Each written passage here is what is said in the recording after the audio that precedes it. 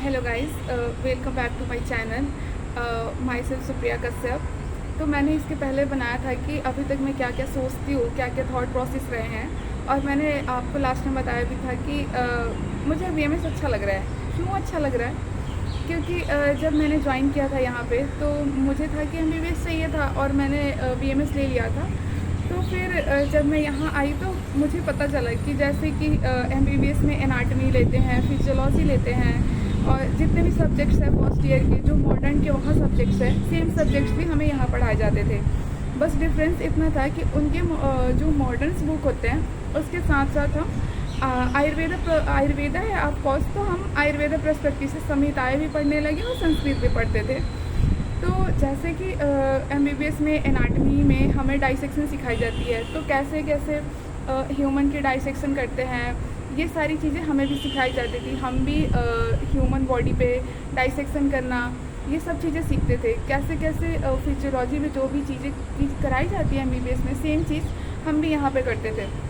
तो फिर मुझे थोड़ा थोड़ा लगा कि चलो कोई बात नहीं, एमबीबीएस नहीं मिला तो बीएमएस भी इतना बुरा नहीं है, चलेगा। फिर हम धीरे धीरे उस पर खुद को फोकस करते गए और पढ़ते गए। और बस थोड़ी सी प्रॉब्लम आती थी हमें संस्कृत में, क्योंकि हमने कभी संस्कृत पढ़ी नहीं है। तो पढ़ी भी है तो बचपन में पढ़ी है, इतनी समझ नहीं आती थी। और यहाँ थोड़ा सा लेवल अप होता है, क्योंकि हम ऑफकोर्स ग्रेजुएशन फेज में है, तो उस अकॉर्डिंग थोड़ा सा लेवल होता है, तो इसलिए हमें प्रॉब्लम आती थी। बाकी चीज़ें तो सब सेम था।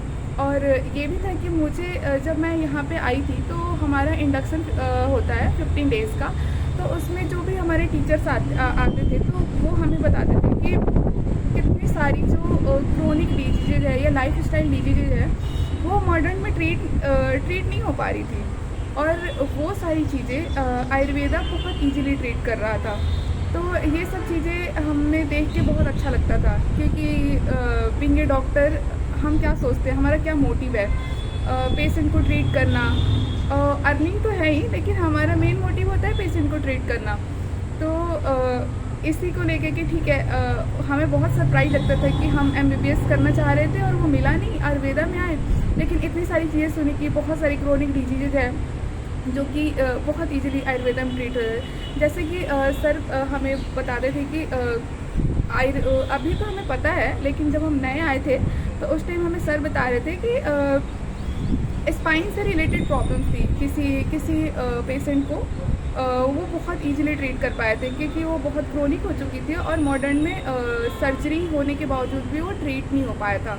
जो कि यहाँ मेडिसिन और लाइफ स्टाइल केयर और आहार विहार और योगा के थ्रू और पंचकर्मा के थ्रू वो बहुत इजीली ट्रीट हो पाया था। तो मुझे इसलिए भी आयुर्वेदा अच्छा लगने लगा। तो शायद अगर आपको लगता होगा कि ठीक है एमबीबीएस ही है सब कुछ है, तो ऐसा नहीं है। आप जो भी स्ट्रीम चूज़ करोगे, आपके जाने के बाद कुछ टाइम बाद वो चीज़ें अच्छी लगने लगेंगी, क्योंकि उसकी पॉजिटिव फैक्ट्स आपको दिखने लगेंगे।